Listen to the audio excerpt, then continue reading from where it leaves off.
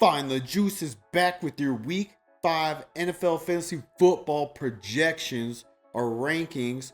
Sorry we missed the last 2 weeks. We've been in the process of moving. We got a nice new studio, and I hope you guys kept that momentum going from the first 2 weeks and are 4-0 heading into Week 5. And since we've missed each other, my Seattle Mariners got a first round bye in the MLB playoffs, and my Oregon Ducks beat number 2 Penn State in Penn State in a whiteout, the first team to do it since Ohio State in 2018. But now let's get back to business and lock in on some fantasy football. So let's start this week by getting into our smashed spot at quarterback. And as you know, we are looking for those quarterbacks that no one else is talking about, those quarterbacks you might be scared of using, or those quarterbacks that you have a lot of questions about. And that, like you saw in week 2, the last video we put out, we told you Russell Wilson, and he popped off against Dallas. So this week, I bring to you the quarterback for the New England Patriots, Drake May. Drake May is going up against the Buffalo Bills in week 5, and the Bills are 12th in fantasy points allowed per pass attempt. Bills are 8-point favorites, which tells me that the Patriots should be playing in a pass-heavy game script because they will be playing from behind trying to play catch-up. Drake May is 12th among quarterbacks so far this season in fantasy points per rush, while having the 7th highest rush rate among quarterbacks. This is important because Buffalo is allowing the 6th most fantasy points per rush to quarterbacks. Bills are also 1st in QB hurries and 6th in QB pressure, which could lead to even more Drake May runs. Are you worried about the sacks though? Well,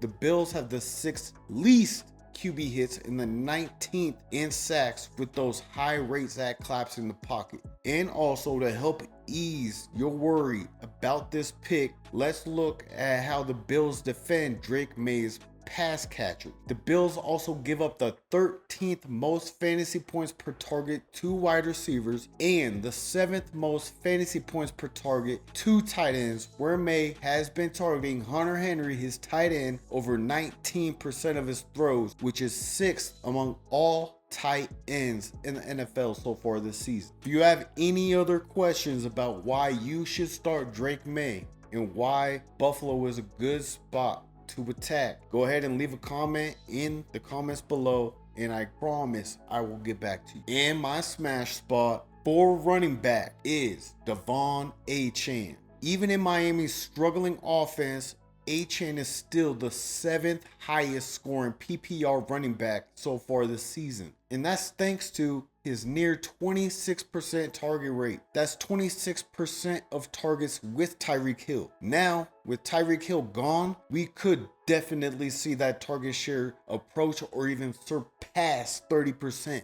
And in week 5, the Dolphins do head to Carolina to take on the Carolina Panthers, who allow the 11th most fantasy points per rush and only 1.37 fantasy points per target. This could lead to a decently tough matchup for Achane and the Dolphins, as these are great improvements over last season for Carolina. We could be seeing regression coming though after last week struggling to slow down the Patriots running backs on the ground, allowing Ramondre Stevenson and Trevion Henderson to get good efficiency on the ground, and the Panthers allowed 3 rushing touchdowns to New England. Now remember, with Achane, you still got 17 PPR points last week with only an 8% target share. We are projecting Achane to get his targets back this week and possibly more than he's been commanding already with the Cheetah out for the season. If you do not have Achane, this is a good time to go trade for him in a PPR league before he pops off this week, because he will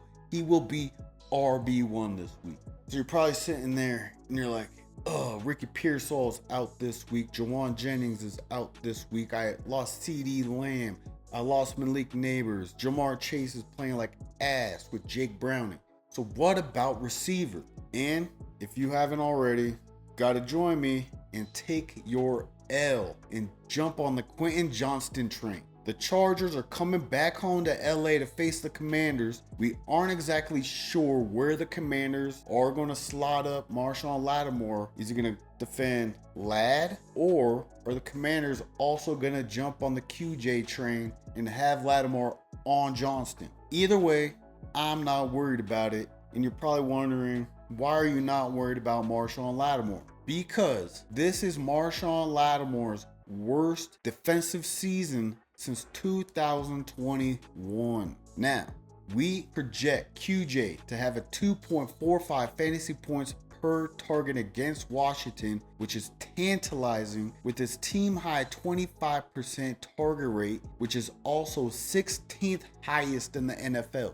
The Commanders' defensive struggles have been buried by the struggles from the Dallas Cowboys, Miami Dolphins, and the Chicago Bears, but they do allow the 7th most fantasy points per target to wide receivers so far this season. They've also allowed the 9th most receiving yards and tied for the 6th most touchdowns to wide receivers this season. Quentin Johnston is 3rd in the NFL with 4 receiving touchdowns and also 3rd in receiving yards. This looks like a guaranteed smash spot if you ask me. It's strength versus weakness. Finally, I know it's the first week of bye weeks. I know some of you, maybe a lot of you, had Tucker Kraft, and this guy might be on your bench. And if you're an 8-man, 10-man league, I bet you he's a free agent. And yes, we are taking Dak's second lover, Jake Ferguson. CeeDee Lamb is still out, which should mean that Ferguson is the sole beneficiary of those immediate over-the-middle targets that CeeDee commanded. In his first game without CeeDee, Ferguson received an 18% target share. Dallas now heads to New York to take on the New York Jets. New York is currently 8th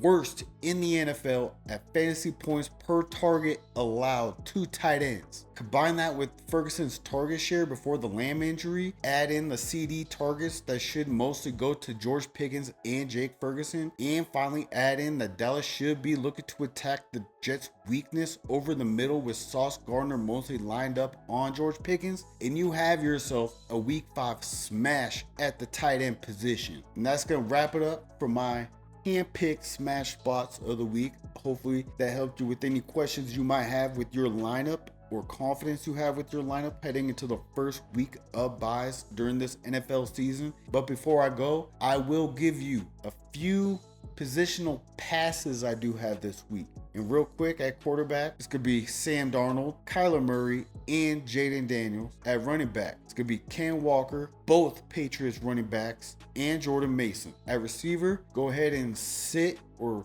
lower your expectations for Chris Olave, Deebo Samuel, and Elike Omanor. And finally, at tight end, lower those standards for Tyler Warren, Brenton Strange, and Sam Laporta. And if you have any questions, comments, disagreements, leave them in the comments or go into the description below. Follow us on Twitter. I will answer any questions, whether it has to do with start, sits, trades, dynasty, IDP leagues, or redraft. I got you. And come back next week when your team is 5-0, and let's survive the first week of buys together. Peace.